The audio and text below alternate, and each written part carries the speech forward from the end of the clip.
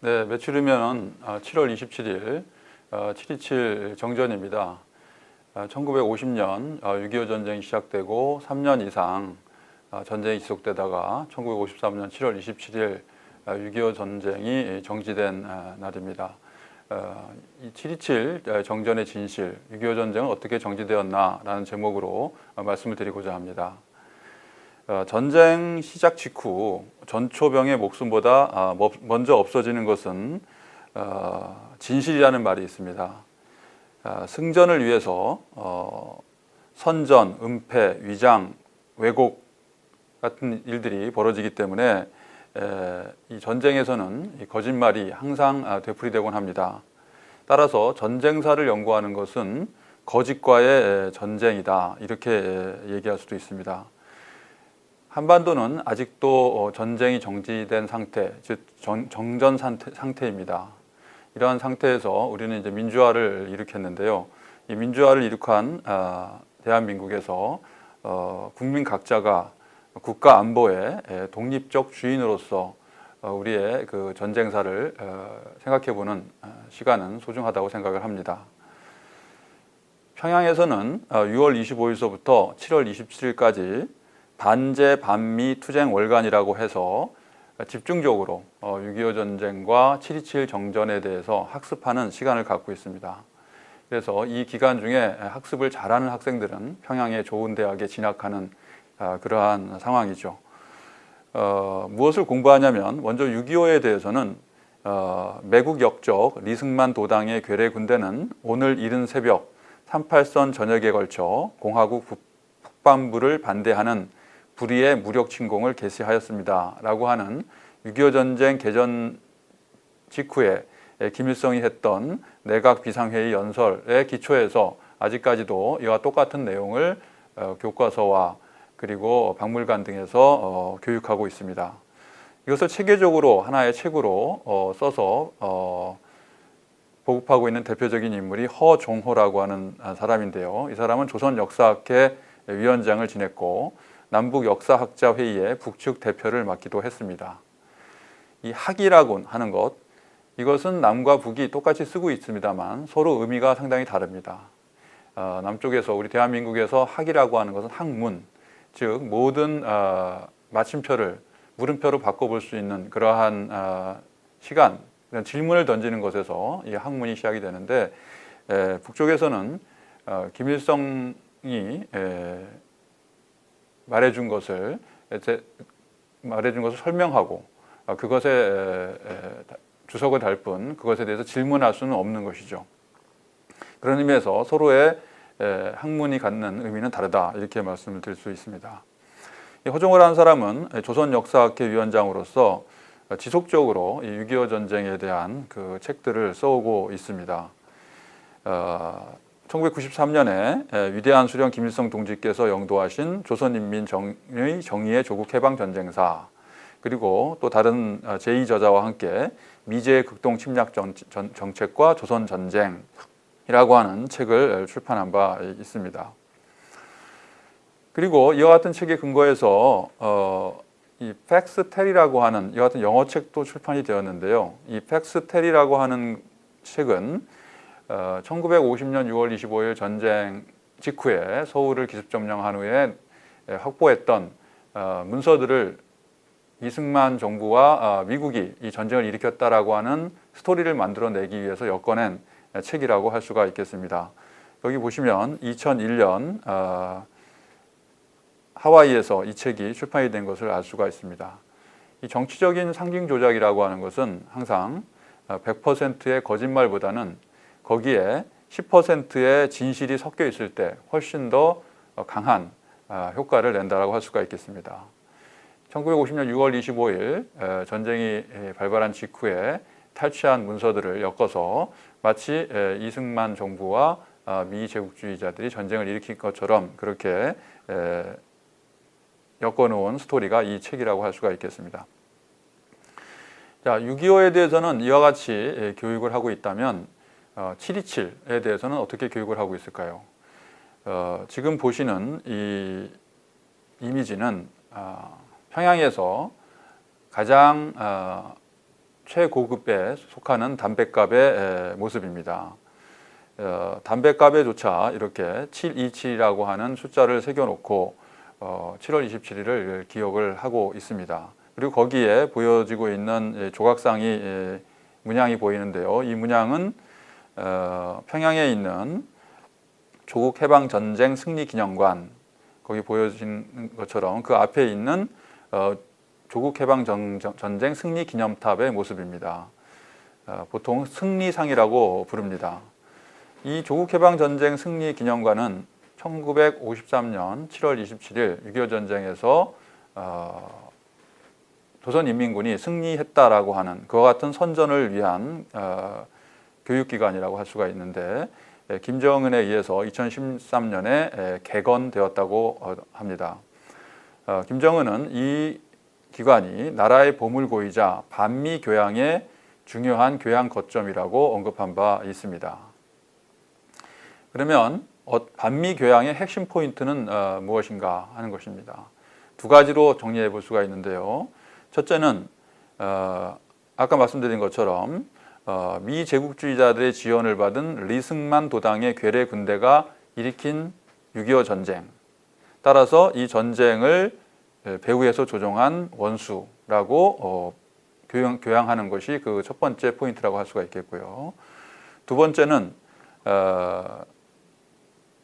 화면에서 보여지는 것처럼 조선인민군이 낙동강 전선까지 쭉 밀고 내려가게 되는데, 1950년 이때 미군만 없었다면 조선인민군이 베트남 공산화 통일에 앞서서 하나의 조선을 만들 수 있었는데, 그것을 미국이 개입함으로써 실패했다. 따라서 미국은 조선 통일을 막은 원수다라고 하는 것이 두 번째 포인트가 되겠습니다. 이와 같은 두 가지 포인트 중에서 첫 번째 포인트, 이승만과 그 괴뢰도당이 6.25 전쟁을 일으켰다라고 하는 주장은 완전히 날조된 주장이라고 할 수가 있습니다. 반면에 두 번째 주장, 즉 미국만 없었더라면 이때 하나의 조선을 만들 수 있었다라고 하는 이 주장은 상당히 근거가 있는 주장이라고 할 수가 있습니다. 따라서 이와 같은 근거에 입각해서 교육이 이루어진다라고 하겠습니다. 화면에서 보여지는 것 같이 그 조국 해방 전쟁 승리 기념탑, 즉 승리상의 모습은 상당히 오른쪽에 있는 여러분들이 보시는 또 다른 그 조각상과 흡사한 모습을 보여주고 있는데요. 이 조각상은 제2차 세계대전 당시에 독일과 소련의 전투에서 희생된 소련 병사들을 추념하는 그러한 조각상입니다. 르제프 전투라고 하는 곳을 기념하는 조형물인데요. 거기 들고 있는 총을 보면 그 두 개의 총이 상당히 흡사하다는 것을 아실 수가 있겠습니다. 따라서 이것은 1950년 6월 25일 전쟁 당시에 5년 전에 종전됐던 제2차 세계대전의 승전국이었던 소련이 상당히 많은 군사적 지원을 했고, 또 정신적으로도 많은 지원을 했다라고 하는 것을 보여주는 그러한 모습이라고 할 수 있겠습니다. 이 승리상 좌우로 여러 개의 이러한 그 조각상들이 쭉 도열해 있는 것이 조국해방전쟁 승리기념관, 즉 7.27을 기념하는 그러한 평양식의 방식이다, 이렇게 말씀드리겠습니다. 지금 보시는 이 조각상은 인천 상륙작전 당시에 인천 상륙작전을 막기 위해서 월미도에서 싸웠던 조선인민군 병사들을 형상화한 조각상입니다.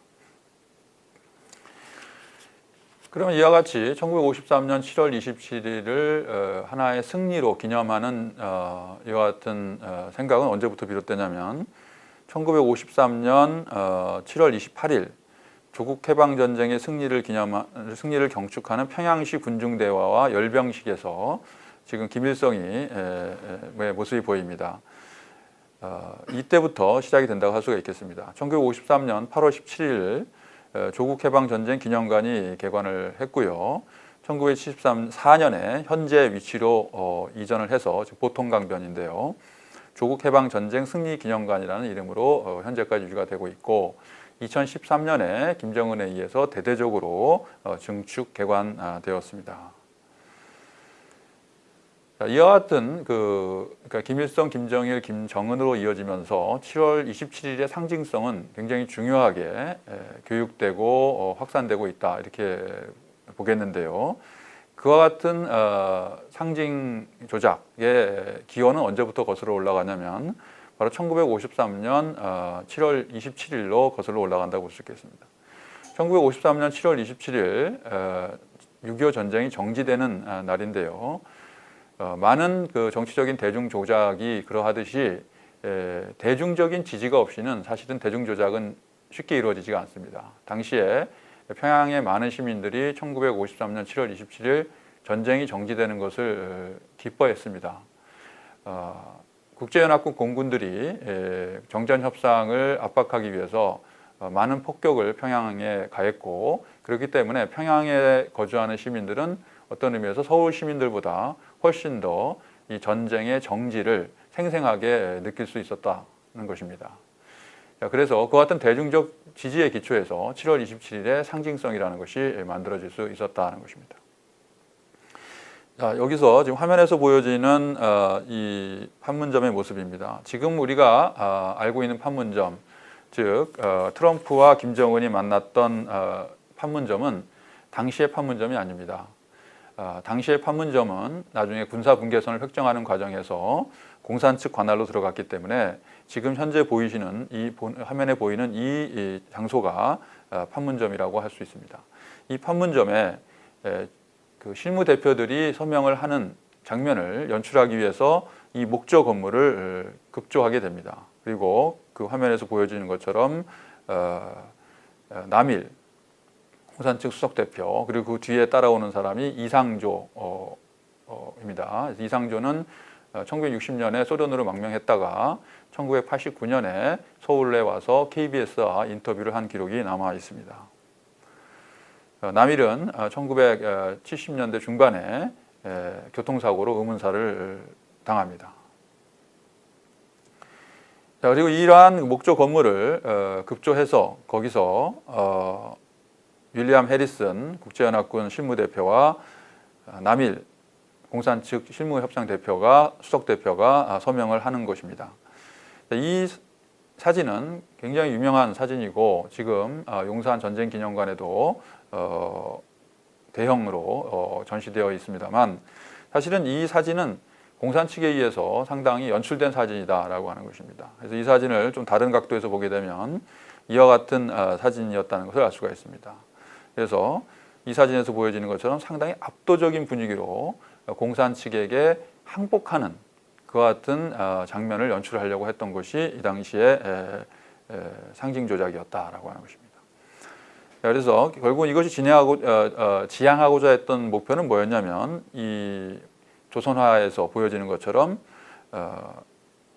미 제국주의 군대가 조선인민군 앞에서 무릎을 꿇고 항복했다라고 하는 것을 7월 27일에 상징성으로 끌고 가려고 했다라고 하는 것이죠.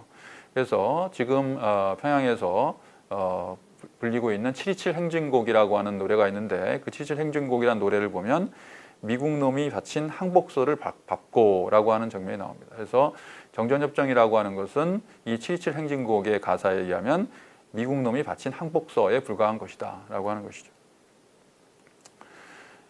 자, 그래서 이후에 이 목조 건물은 어떻게 개조가 되냐면 평화박물관으로 만들어집니다. 그래서 거기 보여지는 것처럼 피카소의 평화의 비둘기를 형상화한 비둘기가 그려져 있습니다. 그래서 피카소도 프랑스 공산당에서 활동했던 인물이죠. 자, 그 비둘기가 그려져 있는 이 평화박물관 앞에 정전협정 조인장이라고 하는 이와 같은 그 비석이 세워져 있습니다. 그 조인장이라고 써 있는 이 비석을 읽어보면 1950년 6월 25일 조선에서 침략전쟁을 도발한 미 제국주의자들은 영웅적 조선인민 앞에 무릎을 꿇고 이곳에서 1953년 7월 27일 정전협정에 조인하였다라고 하는 것이죠. 그래서 일관되게 이 7월 27일이라고 하는 것은 미 제국주의자들이 항복서를 바친 날, 이와 같이 상징 조작되고 있는 것이 7월 27일의 의미다라고 할 수 있겠습니다. 자, 여기서 이 정전협정문이 체결이 되게 되는데요. 이 정전협정문은 중국문, 그 다음에 한국문, 그리고 영어 이렇게 세 가지 언어로 체결이 됐습니다. 그래서 그 서명 부분, 영어로 된 정전협정문의 서명 부분을 보게 되면 김일성, 팽덕회, 그 다음에 마크 클라크, 그리고 그 아래에 실무 수석 대표였던 남일과 윌리엄 해리슨 이렇게 5명의 서명이 있습니다. 그래서 이 서명부를 보여주면서 여기에 이제 그 한국군 혹은 한국 대표는 없었다. 그래서 한국군 혹은 한국은 정전협정 당사자가 아니다. 이와 같은 주장을 하곤 합니다.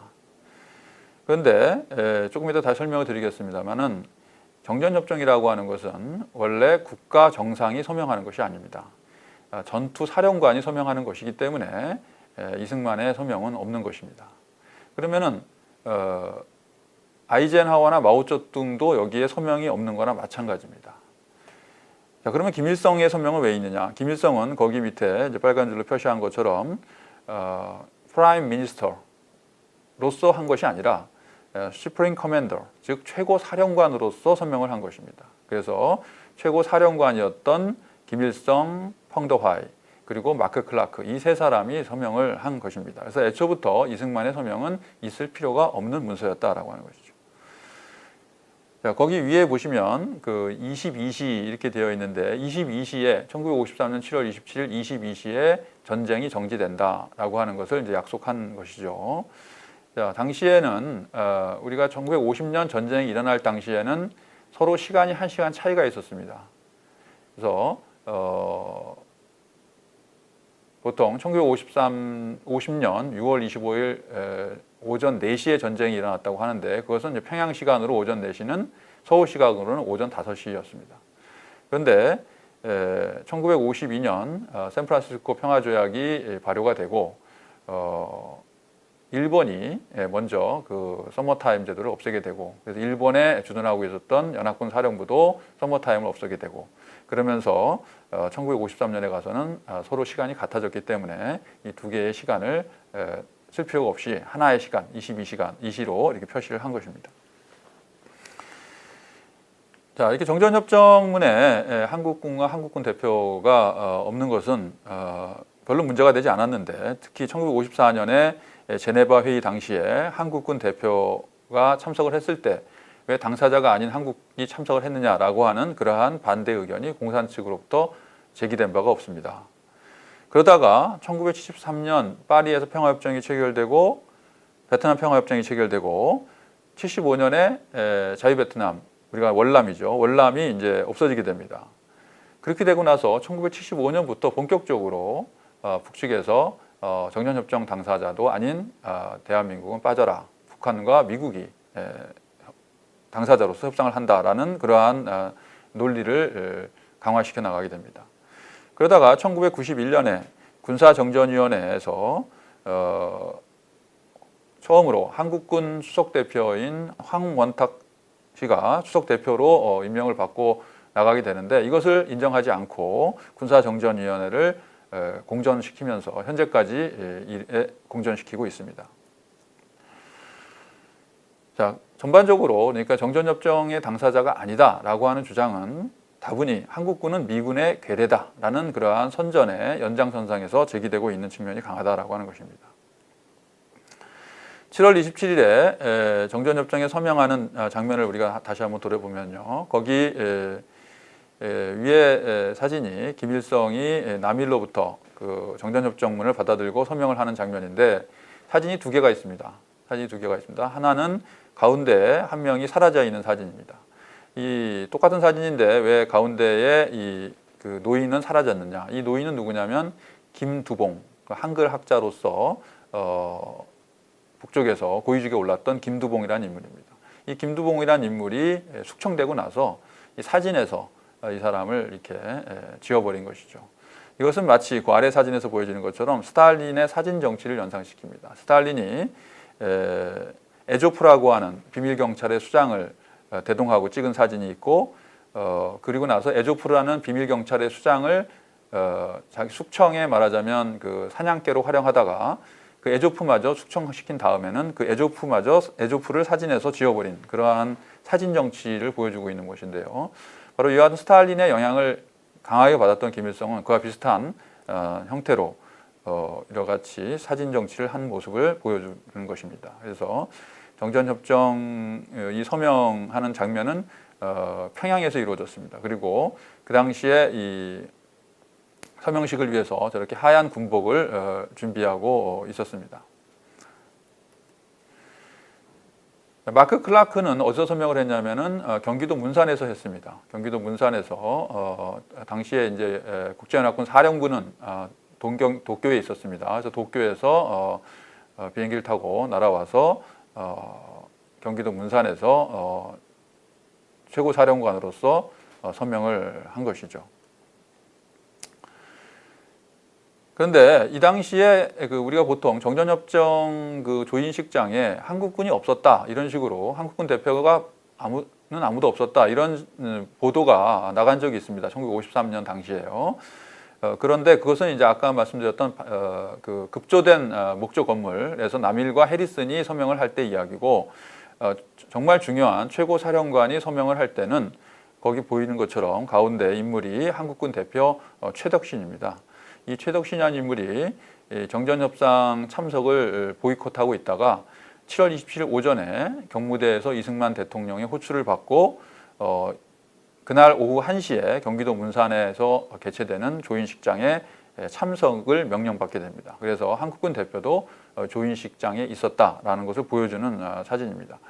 그런데 이 최덕신이라는 인물이 이렇게 조인식장에 있었음에도 불구하고 우리가 한국군 대표는 정전협정 조인식장에서 보이지 않았다. 이와 같은 그 잘못된 사실들이 많이 퍼지게 된 중요한 원인 중에 하나는 이 최덕신이라는 사람이 나중에 월북을 합니다. 이 사람이 대한민국의 그 외무부 장관까지 지내고 나서 박정희 정부 때 미국으로 갔다가 거기서 평양으로 들어가서 지금 이 사람의 묘가 평양에 있습니다. 그래서 당시에 말하자면 한국군 대표로서 이 조인식장에 참석했다라고 하는 그 자신의 말하자면 그 증언들을 충분히 남겨놓지 못했다라는 것입니다. 그 다음에 이 중국인민지원군이라고 불렸던 중국 공산당 측의 서명의 모습인데요. 당시에 이제 최고사령관은 팽덕회이라는 인물입니다. 나중에 문화대혁명 때 숙청당하는 인물인데요. 이 사진을 보시면 그 펑더화이는 이제 붓으로 서명을 하는데 그 서명을 하는 장면 옆에 안경 낀 사람이 2명 있습니다. 그래서 펑덕화이보다 가까운 곳에 앉아 있는 인물은 리커능이라고 하는 인물입니다. 이 리커능이라고 하는 인물은 원래 그 2차 세계대전이 끝나기 전에 조우 얼라이의 신복으로서 비밀리에 장개석의 첩보 조직 안으로 들어갑니다. 그래서 장개석의 첩보 조직 안에 고위직으로 올라가서 조우 얼라이를 생포할 수 있었던 중요한 상황에서 그 정보를 제공해 줌으로써 조우 얼라이의 목숨을 구했던 그야말로 신복 중의 신복인 인물이 이 리커능이라는 인물입니다. 그런데 당시 정전협상을 할 때도 그렇고 그 후에도 상당 시간 동안 이 리커능이라는 인물이 사실상 이 정전협상 대표들 중에 가장 최고위급이었다는 것, 그리고 거기 나와 있었던 남이를 비롯한 5명의 정전협상 대표들이 이 리커능의 지휘를 받고 있었다는 사실을 모르고 있었다는 것이죠. 그래서 우리가 이 정전협상이 진행되는 이 정치학을 연구한 중요한 책이 코넬 대학에서 이 로즈마리 푸시라고 하는 사람이 쓴 영국 사람인데요. 나중에 옥스퍼드 대학 교수가 되는 사람입니다만 이분이 쓴 A Substitute for Victory라고 하는 책입니다. 승리의 대체물. 그러니까 승리는 할 수 없었지만은 승리는 할 수 없었지만은 그래도 승리에 버금가는 결과를 얻기 위한 그런 대체물이라고 하는 것이죠. 이 책을 썼는데 이 책이 아주 잘 쓴 책입니다만 1990년에 이 책이 나왔습니다. 그러다 보니까 1991년 소련이 해체되고 나서 새로운 문서가 공개가 됐는데 당시에 이 판문점에서 이 리커능이라는 인물이 스탈린과 주고받았던 수많은 전문들이 공개가 된 것이죠. 그래서 당시에 이 인물이 그 사실상 이 정전 협상을 주도하고 있었구나 하는 사실을 속속들이 이제 알게 된 것입니다. 그 전쟁과 평화라는 책은 제가 쓴 책인데요. 한국정치학회 학술상을 수상했는데 이 책은 바로 그러한 소련 문서들을 참고해서 당시에 양측의 그 정전 협상을 분석한 책입니다. 거기 안경 낀 인물 중에 또 한 인물이 차오관화라고 하는 인물인데 이 인물은 이 두 인물이 전부 다 중국 공산당에 의해서 외교부장까지 올라갈 수 있었던 인물이었는데 리커능은 나중에 제네바 회의까지도 이제 총지휘했던 인물이지만 일찍 죽었기 때문에 외교부장이 되지 못했고요. 이 차오관화, 교관화라고 하는 이 인물은 나중에 외교부장이 됩니다. 외교부장이 되는데 강청을 비롯한 사인방 편에 서서 활동을 했기 때문에 숙청당하는 운명에 처해지게 되죠. 이것이 당시에 이제 정전 협상의 마지막 파이널을 장식하는 서명하는 장면의 모습입니다. 자, 그런데 이 정전협정 영문의 그 표제 부분을 보면 다시 한번 확인이 되는 것이 Agreement between the Commander in Chief 이렇게 나갑니다. 그래서 Commander. 그래서 이 정전협정이라고 하는 것은 철저히 그러니까 전쟁을 정지시키는 전투사령관이 협정을 체결하는 것이다라고 하는 것을 그 정전협정문의 표제부가 잘 설명해주고 있습니다. 이것을 우리가 다른 정전협정문하고 비교해보면 더욱더 확실하게 알 수가 있습니다. 제2차 세계대전이 끝나고 나서 우리 유럽 쪽에서는 평화조약이 체결되지 않았습니다. 이 아시아 태평양 지역에서는 샌프란시스코 평화조약이 체결됐습니다만 그래서 우리가 국제법적으로는 제1차 세계대전 직후의 상황을 많이 참고를 하는데요. 제1차 세계대전 직후에 1914년에 제1차 세계대전이 일어났고 1918년 11월 11일 오전 11시에 정전협정이 체결이 되게 됩니다. 샹페누숲이라고 하는 곳에 세워진 이 기차에서 정전협정이 체결이 되게 되는데 이 정전협정문을 그 밑에 하단을 보시면 페르디낭 포시라고 하는 프랑스 사령관이 대표로 서명을 했고 그 오른쪽에는 이제 독일군 대표들이 서명을 한 것을 볼 수가 있죠. 그 다음에 그 포시 밑에는 이제 영국군 대표인 웨이미스가 이제 서명을 했습니다. 그래서 여기서 보시다시피 두 가지를 우리가 알 수가 있습니다. 하나는 당시에 이제 미군도 참전을 했습니다. 미군을 이끌고 갔던 사람이 이제 퍼싱이라고 하는 장군인데요. 이 퍼싱 사령관은 이 정전에 반대했습니다. 정전에 반대하고 정전하지 말고 무조건 항복을 받아야 된다 독일군한테 이와 같은 주장을 했습니다. 그래서 이 정전이 된 상황에서도 독일군이 지금 프랑스 영토에 들어와 있는 상황에서 이 전쟁이 정지가 된 것입니다. 자, 뭐 그렇게 했고 퍼싱이 그 정전에 반대를 했고 아까 보신 것처럼 정전협정문에 퍼싱의 서명은 들어있지 않지만 미군이 정전협정 당사자가 아닌 것은 아니다라고 하는 것이죠. 자, 지금 보이시고 있는 사진은 퍼싱이 프랑스로 와서 라파이에트 장군의 묘 앞에서 지금 인사를 하는 장면입니다. 라파이에트 장군은 미국이 독립할 때 미국의 영국과의 전쟁의 독립전쟁을 도와주기 위해서 왔던 프랑스 장군이 라파이에트 장군이죠. 그 라파이에트 장군의 묘를 찾아가서 우리가 신세를 갚으러 왔다라고 하는 것을 보여주는 그 같은 장면이라고 할 수 있겠습니다. 그래서 퍼싱이 이와 같이 미군을 이끌고 참전을 했지만 정전협정문에 퍼싱의 이름은 없다. 그렇다고 해서 미군이 정전협정 당사자가 아닌 것은 아니다라고 하는 것입니다. 그리고 아까 보신 것처럼 이 정전협정문에 서명을 한 인물들 1918년 11월 11일 오전 11시 제1차 세계대전 정전협정문에 서명을 한 인물들을 보면 이 사람들은 다 전투 사령관들이었다라고 하는 것이죠. 그러면 그 당시에 최고 국가 정상들은 누구였냐? 프랑스는 클레망소, 그리고 영국의 로이드 조지, 그 다음에 미국의 우드로 윌슨 같은 사람들이었습니다. 그러나 여러분들 보신 것처럼 제1차 세계대전 정전협정문에 이 국가 정상의 이름은 등장하지 않죠. 따라서 이 정전협정이라고 하는 것은 국가 정상이 서명하는 협정이 아니라는 것을 우리가 확인할 수가 있습니다. 따라서 정전협정문에 이승만이 없기 때문에 한국이나 한국군은 정전협정의 당사자가 아니고 미국의 괴뢰다라고 하는 주장은 정치적인 선전에 불과한 것이다라고 하는 것입니다. 그것은 마치 아이젠하워 대통령이나 이 마오쩌둥의 서명이 없는 것과 같은 것입니다. 아이젠하워나 마오쩌둥의 서명이 없다고 해서 우리가 미국이가 당시에 그 중국인민지원군이 정전협정 당사자가 아니다라고 하는 이야기를 하지 않죠. 자, 그래서 우리는 7월 27일 날 이 정전협정이라고 하는 것은 한국군에게 있어도 매우 중요한 의미가 있는 것이다라고 하는 것입니다. 다만 한국군이 직접 최고사령관이 서명을 하지 않은 이유는 한국군의 전시 작전 지휘권이 당시에 1950년 7월 달에 국제연합군 사령관에게 이양되었기 때문에, 당시에는 메가더 사령관이었죠. 그리고 나서 이제 리치웨이를 거쳐서 마크 클라크로 이어지게 되는데, 마크 클라크 국제연합군 사령관이 대표로 서명을 한 것입니다. 영국군이나 프랑스군도 참전을 했지만 영국군, 프랑스군, 영국군, 프랑스군, 오스트레일리아 군들이 서명을 하지 않았죠. 그것을 다 합쳐서 국제연합군 마크 클라크 사령관이 한 것입니다. 그래서 한국군이 서명을 하지 않았기 때문에 당사자가 아니다라고 하는 주장은 잘못된 것입니다. 자, 그러면 물론 이제 한국 측이 정전협정에 소극적이었고 그리고 반대했던 것은 맞습니다.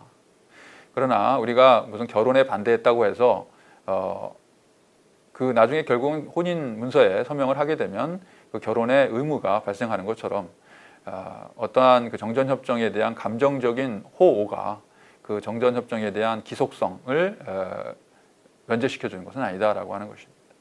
그래서 한국군도 정전협정을 준수해야 할 의무가 당연히 있는 것이다라고 하는 것이죠. 그것은 앞으로 전시작전 지휘권을 환수받은 이후에도 마찬가지다라고 하는 것입니다.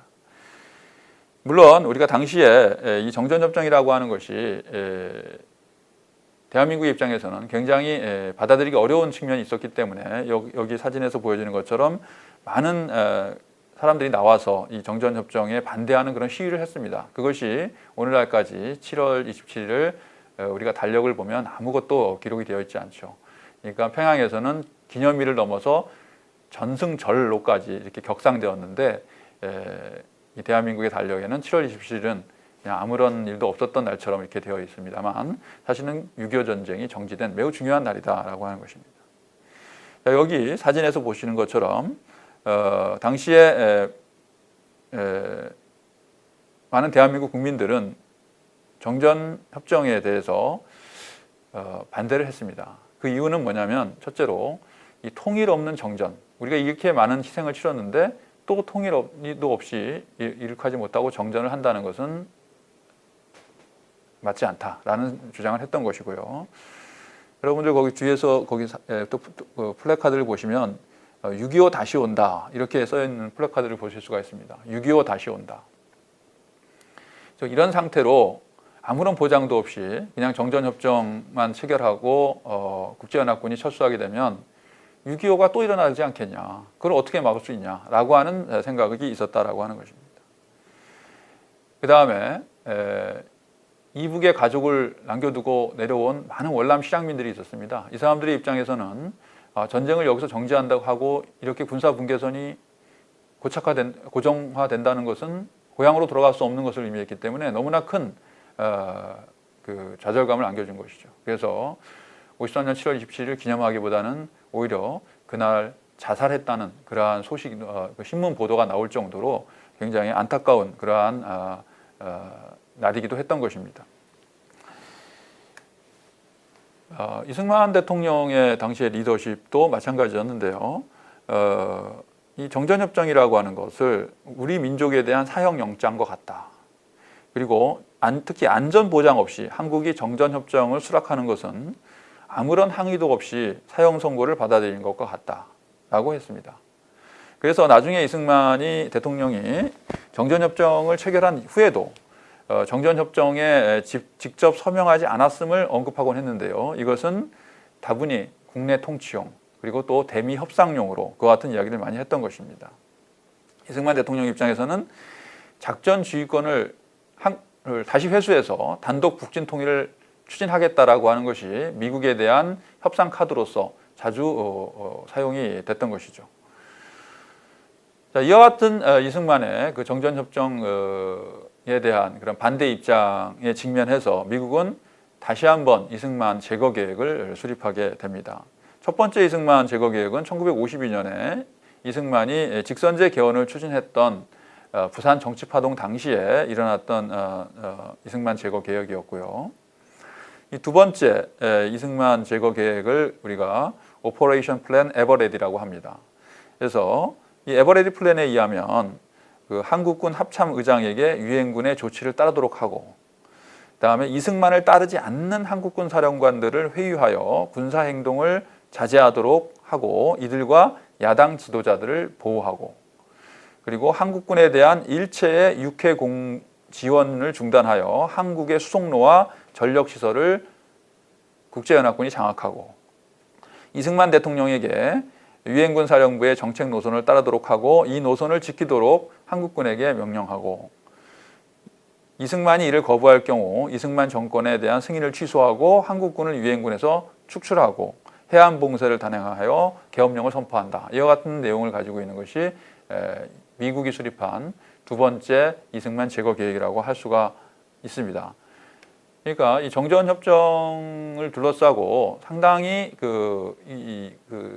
대립하고 있는 그 이승만과 미국의 그 입장이라는 것이 얼마나 첨예했는가 하는 것을 미국이 수립했던 이승만 대통령 제거 계획을 통해서 확인할 수가 있는 것입니다. 자, 이런 상황에서 1954년 6월 18일 27,389명에 달하는 송한 불원포로를 석방하게 됩니다. 송한 불원포로라고 하면 우리가 흔히 방공포로라고 하는데요. 당시의 정확한 명칭은 송한 불원포로입니다. 그러니까 송한을 원하지 않는 포로라는 얘기죠. 그러니까 대한민국이 제네바 협약국은 아니었습니다만 제네바 협약에 따르자면 전쟁이 끝나게 되면은 서로의 포로는 본국으로 송환하는 것이 원칙이었습니다. 그런데 당시 대한민국의 입장에서 보면은 지금 공산 측이 주장하고 있는 한 만여 명의 포로를 돌려받고 이쪽이 확보하고 있는 약 17만여 명의 포로를 돌려주게 되면 엄청난 전력상의 또 다른 불균형이 만들어지게 되는 상황이었던 것이죠. 자, 이런 상황이었고 무엇보다도 이 전쟁이 자유를 위한 전쟁이었다고, 자유 수호를 위한 전쟁이었다고 하면서 이 각 개인들의 자유 의사를 존중해 주지 않는다라고 하는 것은 이 전쟁의 명분 자체를 무너뜨리는 것이다 라고 이야기했던 사람이 해리 S. 트루만 대통령이었습니다. 자, 그래서 우리가 비록 우리 미국인 포로들, 그래서 그 가족들이 계속해서 빨리 우리 가족을 돌려보내달라, 그러니까 지금 포로가 되어 있는 미군들을 얘기하는 것이죠. 자, 그 같은 압박 속에서도 1952년 트루만 대통령이 임기 마지막 해죠. 마지막 그 대통령 선거가 있던 해인데 이 중요한 이야기를 합니다. 그래서 이 자유를 수호하기 위해서 우리가 싸운 전쟁에서 이 포로 각 개인의 자유를 무시하고 서둘러서 이 전쟁의 정지만을 추구할 수는 없는 것이다 라고 하는 원칙을 천명을 하게 되는 것이죠. 자, 그런데 어쨌든 이것 때문에 이 전쟁이 계속 이렇게 정전 협상이 오랫동안 지속이 됐기 때문에 이 시기의 전쟁은 포로 전쟁의 그러한 성격을 가지고 있었다 이렇게 볼 수가 있습니다. 그래서 그런데 이 송환을 원하지 않는 포로들 중에는 크게 보면 두 부류가 있었습니다. 하나는 고향이 북쪽인 사람, 하나는 고향이 남쪽인 사람이었던 거죠. 자, 그럼 고향이 남쪽인 사람의 입장에서 볼 때는 설사 뭐 반공이 아니다 하더라도 굳이 북쪽으로 송환될 이유가 별로 없었던 것이죠. 그렇기 때문에 이 사람들을 전부 그냥 반공포로라고 명명하는 데는 상당히 문제가 있을 수 있다라고 하는 것입니다. 사실하고는 좀 맞지 않을 수가 있다. 그것은 상당히 정치적인 표현이었다라고 하는 것입니다. 이승만 대통령이 선택한 정치적인 표현이었을 수 있다. 이 사람들이 다 반공이다라고 얘기를 하는 것이죠. 자, 그럼 어쨌든 이 사람들이 송환을 원하지 않는 것은, 북쪽으로의 송환을 원하지 않는 것은 분명했기 때문에 이 사람들을 전격 석방을 하게 됩니다. 자, 이 포로들, 그러니까 국제연합군 관리하에 있었던 포로들을 국제연합군의 작전 지휘를 받고 있던 한국군들이 대탈출을 시켜준 것이죠. 이와 같은 상황에서 아이젠하워 미국 대통령은 우리는 우방을 하나 잃었고 적을 하나 얻었다라고 하는 그와 같은 유명한 말을 남기게 됩니다. 당시에 이 포로들이 거제도에서 탈출한 것이 아닙니다. 이미 거제도에서는 포로 폭동이 일어났기 때문에 송환을 원하지 않는 포로들은 육지로 다 이렇게 이감을 시켜놓은 상태였습니다. 그래서 이 송환 불원포로 석방이 이루어졌던 곳은 부산, 마산, 대구, 부평, 논산 그리고 광주 등지라고 할 수가 있겠습니다. 지금 보여지는 이 사진은 지금 거기 화면을 자세히 보시면 광주시라는 글씨가 보이는데요. 이 송환 불원포로들이 광주에서 대탈출을 하게 되니까 이 자유를 찾아서 대탈출한 이 송환 불원 포로들, 송환을 원하지 않는 포로들을 지지하는 대규모 광주 시민의 시위가 있었던 장면을 촬영한 것입니다. 자, 이렇게 전격적으로 포로를 석방하게 되니까 미국에서는 정말 큰 충격을 받게 되고, 아까 말씀드린 것처럼 아이젠하워는 우방을 하나 잃고 적을 하나 얻었다 할 정도로 이승만을 적대시하게 됩니다. 그래서 이승만을 제거해야 되는 것이 아니냐라고 하는 그 같은 여론이 오피니언 리더들 사이에서의 여론이 다시 강해질 때에 적극적으로 이승만 제거에 반대했던 인물들이 있었습니다. 이 제임스 벤 플리트라고 하는 당시에 이제 미8군 사령관이었죠. 이 사람은 이승만을 자기 체중만큼의 다이아몬드에 해당하는 가치를 지닌 인물이다라고 높이 평가하면서 이승만을 제거하는 것은 있을 수 없는 일이다 하는 그런 입장을 취하게 됩니다.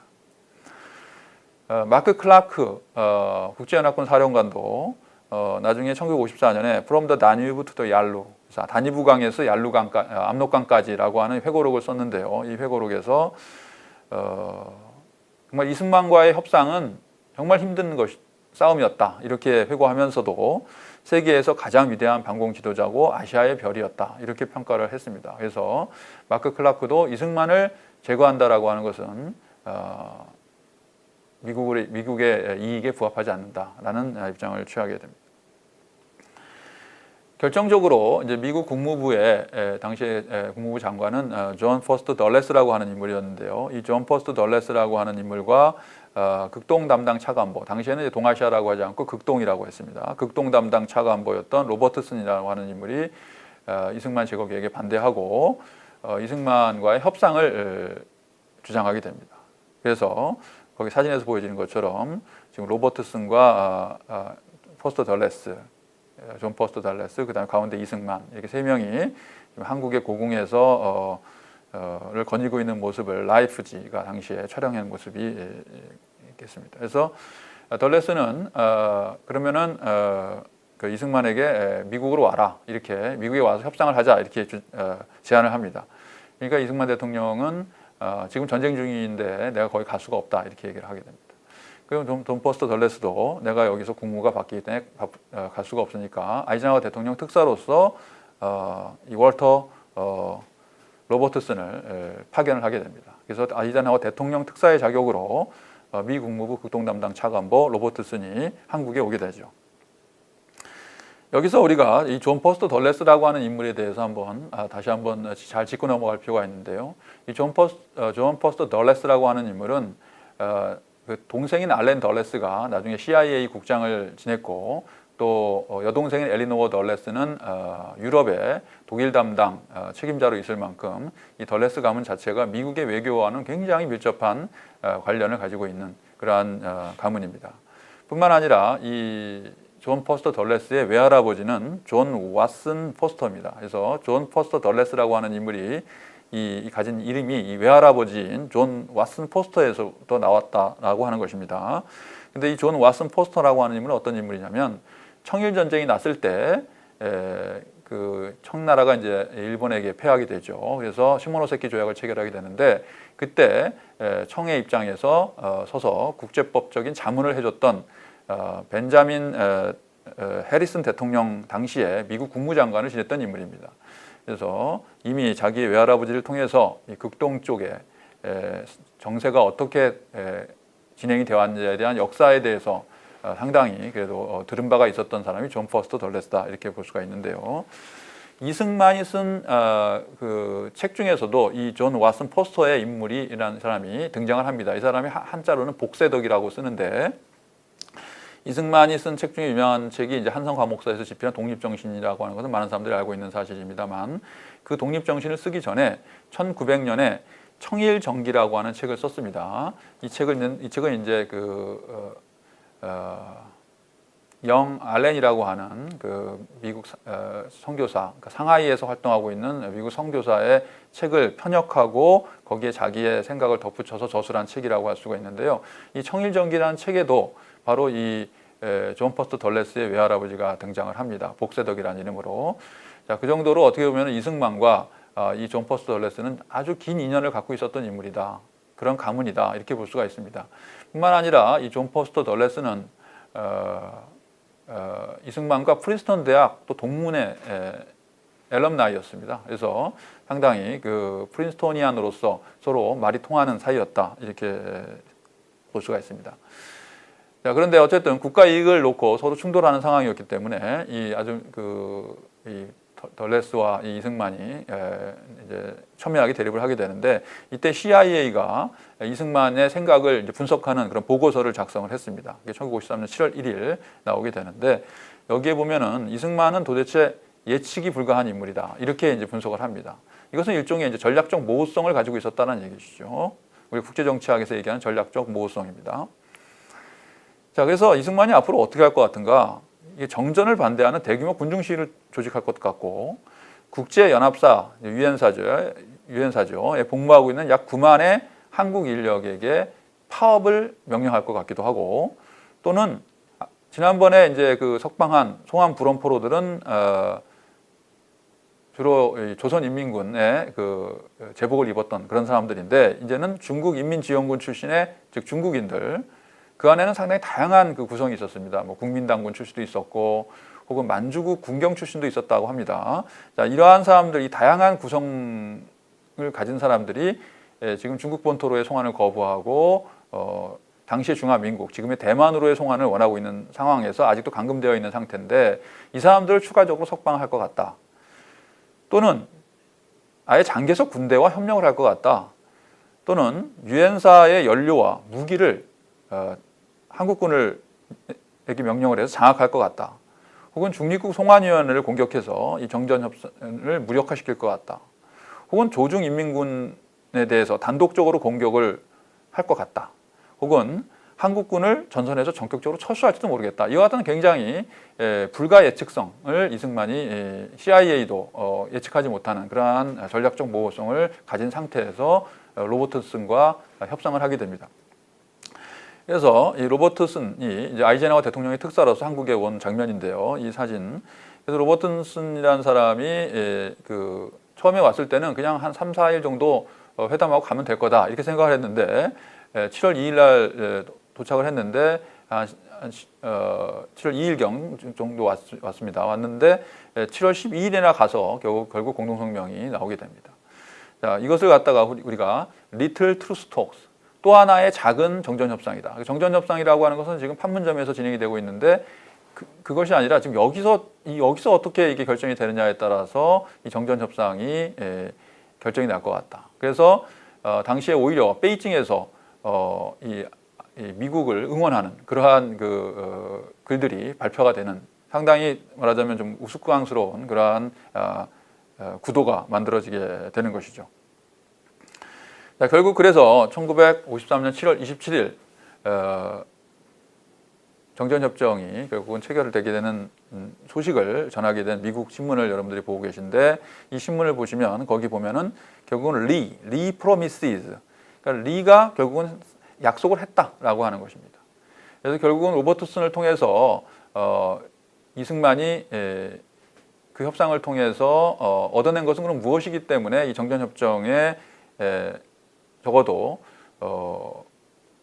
묵시적 동의를 한 것이죠. 그것을 한 것인가라고 하는 것은 결국 결정적으로는 한미 상호 방위 조약이라고 할 수가 있습니다. 뭐 여러 가지가 있습니다만 그 중에 대표적인 게 바로 한미 상호 방위 조약이다.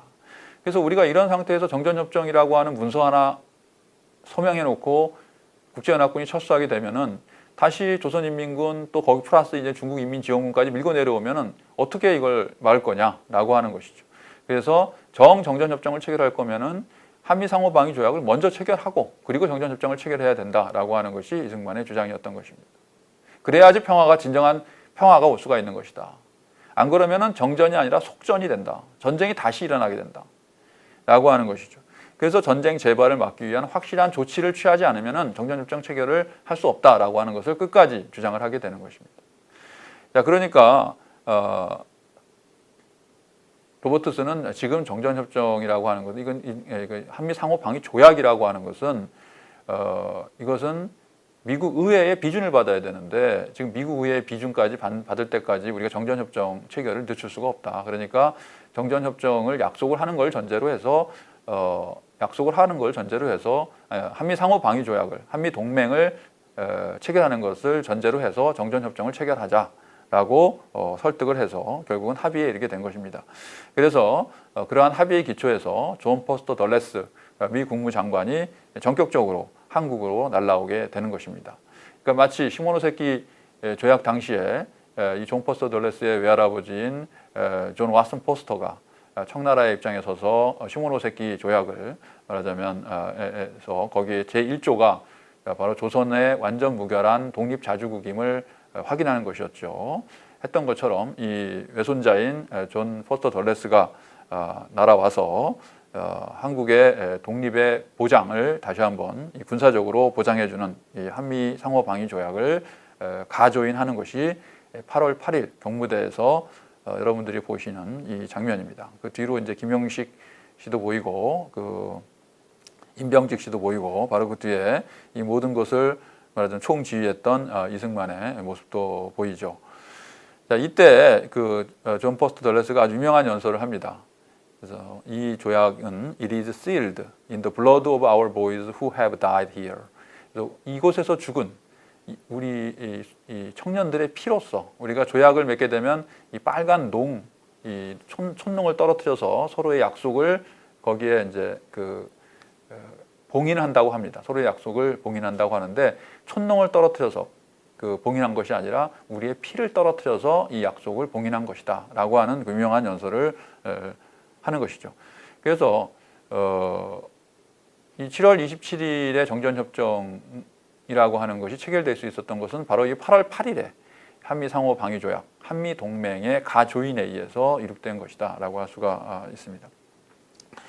자, 사실 이 조약을 체결하고 나서 이승만은 1882년에 조미수호 통상 조약을 언급을 합니다. 1882년에 우리가 서양 국가들과는 서양 국가들과 체결한 최초의 주권 평등에 입각한 조약입니다. 그래서 조약, 트리티죠. 이 트리티에서 다른 나라들과는 달리 미국하고의 조약에는 서로 한 국가가 불공 경모, 공정하지 않은 그러한 대우를 받게 됐을 때 돕는다라고 하는 그런 구절이 포함되어 있었습니다. 물론 거기 영어 조문과 당시에 이제 한자 조문이 약간 좀 다르긴 했습니다만은 어쨌든 서로 돕는다라고 하는 그 조문이 있었습니다. 자, 이 조문에 입각해서 1904년에 러일 전쟁에서 이제 일본이 승리하는 그러한 상황으로 가게 되죠. 그때까지 이승만은 감옥에 있었습니다. 이승만은 사실은 전제 군주에는 반대했던 그러한 입장이었기 때문에 고종에 의해서 감옥에 지금 갇혀 있는 상황이었는데 전격적으로 1904년에 이제 특사로 풀려나게 되고 고종의 측근인 민영환과 한규설의 그러한 밀지를 받고 미국으로 건너가서 당시의 미국 대통령이었던 시어도어 루즈벨트 대통령을 만나게 되죠. 그것이 1905년 8월 4일에 있었던 일인데요. 이때 이 시어도어 루즈벨트 대통령을 만날 수 있었던 중요한 이유 중에 하나는 윤병구라고 하는 지금 하와이 교민의 역할이 있었습니다. 이 윤병구라는 더 일찍 하와이에 정착하고 있었던 이 윤병구라는 인물은 말하자면 하와이 교민들의 그 의사를 결집해서 민주주의 국가인 미국에서 우리 이 주민들의 이 민주적인 요청에 귀를 기울여야 된다. 이와 같은 청원을 한 것입니다. 그래서 민주주의 국가인 미국에서는 그와 같은 주민들의 목소리를 들어야 된다고 생각을 한 것이죠. 그래서 상당히 어려운 그와 같은 대통령과의 면담이 이루어지게 됩니다.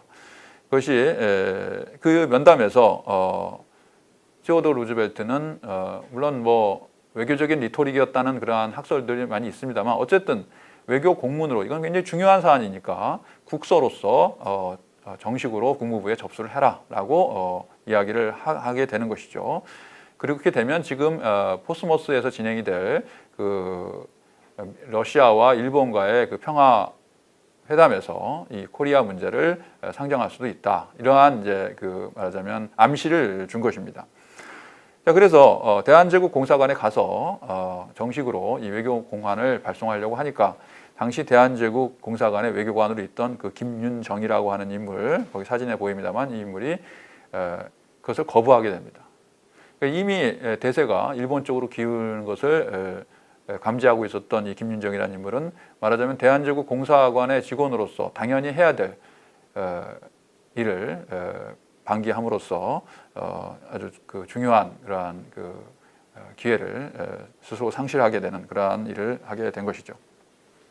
자, 이것을 모두 경험을 했던 인물이 바로 이승만이었고 이후에 이승만은 미국에 남아서 프린스턴 대학에서 국제법을 연구해서 지금 화면에서 볼 수 있는 것 같은 박사학위 논문을 써서 책으로 출판했습니다. 그래서 미국의 영향을 받은 중립이라고 하는 책인데요.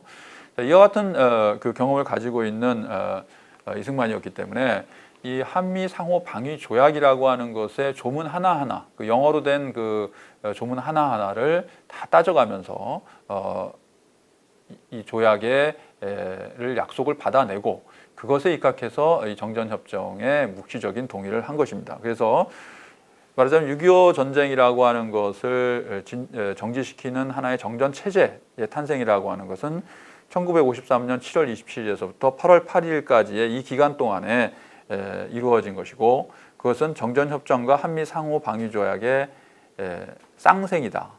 그러니까 마치 쌍둥이처럼 이 두 가지가 같이 태어남으로써 이 정전체제가 만들어졌고 그 정전체제가 이 전쟁의 재발을 막아준 것이다. 그리고 그것이 바로 현재까지 지속되고 있는 것이다. 이렇게 볼 수가 있습니다. 그래서 지금 이것이 8월 8일 날 가조인이 됐다가 10월 1일 날 워싱턴에서 정식 조인이 됐고 54년에 가서 미국 상원에 이제 비준을 받게 되는데요.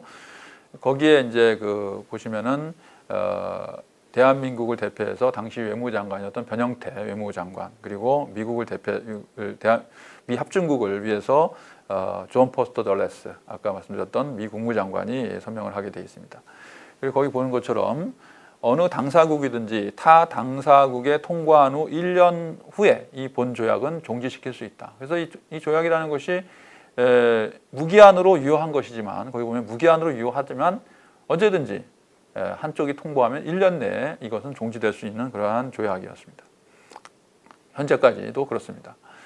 그래서 이 조약의 제2조를 보면 어느 일국의 정치적 독립 또는 안전이 외부로부터의 무력 공격에 의하여 위험을 받고 있다고 그렇게 인정될 때 제3조에 보시면은 헌법상의 수속에 따라 행동할 것 이렇게 되어 있습니다. 그러니까 이승만 대통령이 마음에 들지 않았던 것이 바로 이것입니다. 아니, 전쟁이 났는데 헌법상의 수속에 따라서 또 미국의 그 의회에 그 승인을 받아서 군대를 보내는 그러한 절차를 밟게 되면 이미 전쟁 끝나지 않겠냐. 그래서 즉각적인 그런 개입을 집어넣자 이런 주장을 하게 되는데 그것은 안 들어가고 헌법상의 수속에 따라 행동해야 한다라고 하는 이러한 그 조항이 들어가게 되는 것이죠. 그래서 그것을 말하자면 보완하기 위해서 제4조에 미 합중국의 육군, 해군, 공군을 대한민국의 영토 내와 그 부근에 배비하는 권리를 대한민국은 이를 허용하고 미 합중국은 이를 수락한다라고 하는 조항을 넣게 됐습니다. 그래서 미군이 여기서 주둔하고 있는 동안 그 미군에 대한 공격이 가해질 경우 그것은 즉각적인 개입의 사유가 됩니다. 그래서 특히 그 미군을 서울 북방에 지금은 이제 평택으로 이전을 했습니다만은 서울 북방에 주둔을 시켜놓게 되는 것이죠.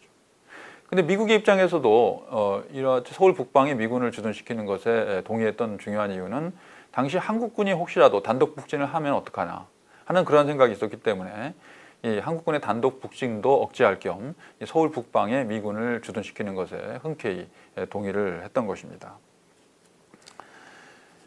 자, 이렇게 해서 1953년에 7월 27일부터 8월 8일에 걸쳐서 대한민국의 정전체제가 한반도에 정전체제가 수립이 되었습니다. 그래서 이 정전체제를 성격을 삼중봉쇄체제라고 할 수가 있습니다. 우리가 유럽에서의 나토를 이중봉쇄체제라고 합니다.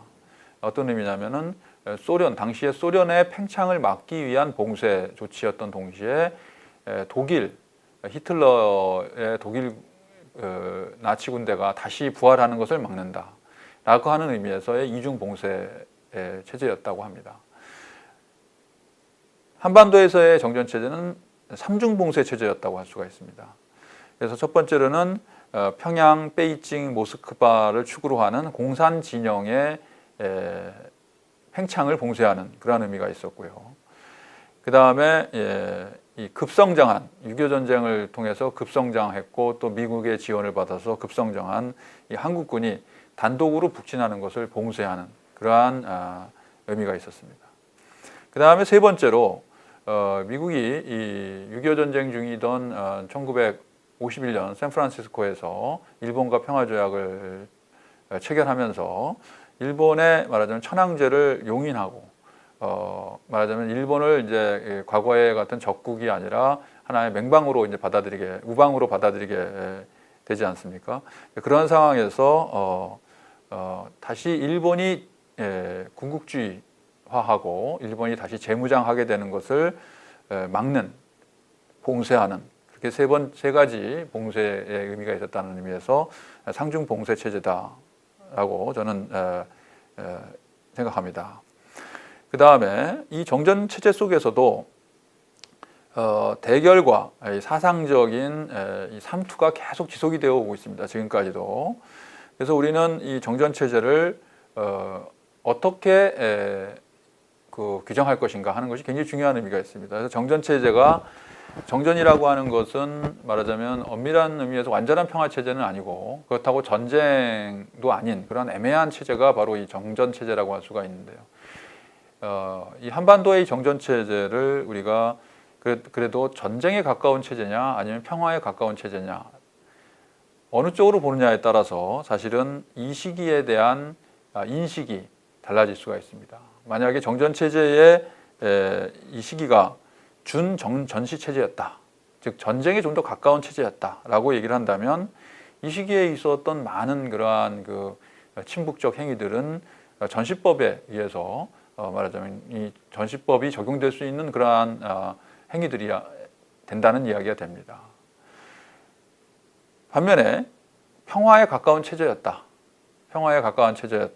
지금까지도 이 지속되고 있는 정전 체제가 평화에 더 가까운 준평화 체제다라고 얘기한다면 사실 종전선언은 필요가 없는 것이죠.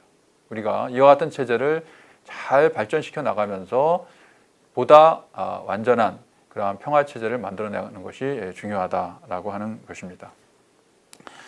자, 어쨌든 정전 체제가 만들어짐으로써 당시에 우리 냉전 시기에는 이와 같은 세계 속에서 살아가게 됐던 것입니다. 그래서 한반도에서는 냉전 체제, 그 다음에 전 세계적으로 한반도에서는 정전 체제, 전 세계적으로는 냉전 체제, 이것이 서로 상응하면서 1950년대, 60년대, 70년대, 80년대를 살았던 것입니다. 자, 그러다가 1989년에 베를린 장벽이 붕괴가 되고 1991년에 소련이 해체되면서 전혀 새로운 그러한 체제로 들어가게 된 것입니다. 그것을 우리가 포스트 냉전 체제다 이렇게 얘기를 하게 되죠. 자, 그러면서 이제 새롭게 떠오르는 강국이 중화인민공화국이었던 것이죠. 그래서 중화인민공화국이 지금 보이시는 지도에서처럼 브레진스키라고 하는 사람이 쓴 거대한 체스판에 나오는 지도입니다만 이 지도에 의하면은 이 굵은 실선까지를 자신들의 영향 요건으로 한다면 그것은 미국이 용인할 수 있지만 그 바깥에 있는 점선 부분까지 자신들의 영향력을 확대하려고 할 경우 미국과의 충돌은 불가피하다라고 하는 것을 이미 1997년 거대한 체스판이라는 책을 쓴 브레진스키가 이야기를 했던 것입니다. 그래서 거기서 여러 군데서 지금 사실은 실제적으로 미국과 중국이 충돌하고 있는 그러한 현실 속에서 우리는 살아가고 있다라고 하는 것입니다. 또 헌팅턴은 이 포스트 냉전 체제라고 하는 것은 문명 충돌의 시대다 이렇게 또 규정을 했습니다. 그래서 여기서 보게 되면 근데 이 헌팅턴의 이 문명권을 구분해 놓은 것을 보게 되면은 한반도는 중화문명권의 일부로 이렇게 표시가 되어 있죠. 그래서 헌팅턴이 얘기하는 것처럼 그냥 중화문명권에 속한 한반도로 살아갈 것인가 아니면은 그 정전 체제에서 보여진 것처럼 대한민국이만이라도 서방의 말하자면 서구 문명권에 속해 살아갈 것인가 하는 그러한 충돌 지점이 한반도에서 형성되고 있다라고 하는 것이 이 문명 충돌 헌팅턴의 문명 충돌론을 코리아에 적용시켜 보았을 때 생각해 볼 수 있는 그런 중요한 이야기가 된다라고 하는 것입니다. 그래서 정전 체제라고 하는 것은 완전한 평화 체제는 아니기 때문에 우리는 계속해서 보다 완전한 평화 체제를 만들기 위해서 노력해야 한다라고 하는 것입니다. 그래서 그런데 이 정전 체제를 넘어서기 위해서는 두 가지 방법이 있다. 하나는 정전 체제를 통해서 가는 방법이 있고 또 하나는 정전 체제를 넘어서 가는 방법이 있는데 이 정전 체제를 통해서 간다라고 하는 것은 바로 정전 협정과 한미 상호 방위 조약을 우리가 잘 준수하면서 가는 것입니다. 자, 그래서 이것을 우리가 정전 체제를 어떻게 인식하느냐가 다시 한번 중요해지는데 우리가 흔히 이 냉전이라고 하는 것을 나쁘게만 생각하는 경향이 있어요. 그런데 보통 유럽에서는 반드시 그렇지 않습니다. 냉전이라고 하는 것은 열전보다는 나은 것입니다. 제2차 세계대전에서 5천만 명 이상이 죽었습니다. 자, 그 5천만 명 이상이나 죽었던 제2차 세계대전의 열전보다는 나은 것이 냉전이다. 물론 따뜻한 평화보다는 못하지만 자, 마찬가지로 이 정전이라고 하는 것이 따뜻한 평화보다는 못하지만 그래도 속전보다는 나은 것이다. 전쟁의 재발보다는 나은 것이다. 라고 하는 우리의 인식 속에서 이 정전협정을 잘 준수하려는 노력들을 먼저 하고 그것에 기초해서 신의가 서로 쌓이게 되면 그것을 통해서 또 다음 단계로 넘어가야 되는 것이다. 그래서 정전협정을 통해서도 우리가 많은 평화를 위한 노력들을 해나갈 수가 있습니다. 정전협정에서 우리가 약속했던 포로 송환 문제라든가 유해 송환, 시체라고 표현을 했습니다만 시체 송환 문제, 그 다음에 비무장지대가 사실상 지금 비무장지대가 아닌 거죠. 그것을 서로 약속했던 것처럼 진정한 비무장지대로 만드는 것, 그리고 그 비무장지대에 지금도 묻혀있는 양측의 군의 그 시신들을 공동으로 발굴하는 작업들, 그 다음에 정전협정에서 약속했던 한강 하구의 공동이용, 이와 같은 문제들은 정전협정에 기반해서도 우리가 평화를 만들어내가기 위한 노력으로서 활용할 수 있는 것들이다라고 하는 것입니다. 그 다음에 이제 정전체제를 우리가 넘어서 이제 간다라고 했을 때 이것을 우리가 흔히 양기라고 합니다. 그러니까 정전체제가 가지고 있었던 긍정적인 측면은 우리가 계속 가져가고 그러나 그것의 부정적인 측면은 버리면서 보다 나은 다음 단계로 넘어가는 것인데 그 중에 하나가 역시 이 DPRK, 그러니까 조선민주주의인민공화국이라고 하는 이 우리 한반도와 그 부속도서를 영토로 하는 대한민국 헌법상으로서는 인정되지 않고 있는 그러한 정치 체제지만은 국제적으로는 이것을 웨스트팔리아적으로 하나의 국제법적으로 접근해 나가려는 노력은 필요한 것이다라고 하는 것입니다. 그 다음에 마지막으로 말씀드릴 수 있고자 하는 것이 역사적 진실에 기초한 평화 만들기를 해야 한다는 것입니다. 이 평화라고 하는 것이 워낙 강력한 우리의 열망을 담고 있기 때문에 때로는 평화를 위해서 역사를 가리거나 왜곡하거나 우리 마음대로 그것을 재해석하는 그러한 일들이 많습니다. 그러나 그러한 평화 만들기라는 것은 오랫동안 지속될 수가 없다. 진정한 평화라는 것은 진실에 기초할 때 가능한 것이기 때문에 평화를 위한 역사 만들기를 하지 말고 역사적 진실에 기초한 평화 만들기를 하는 것이 중요한 것입니다.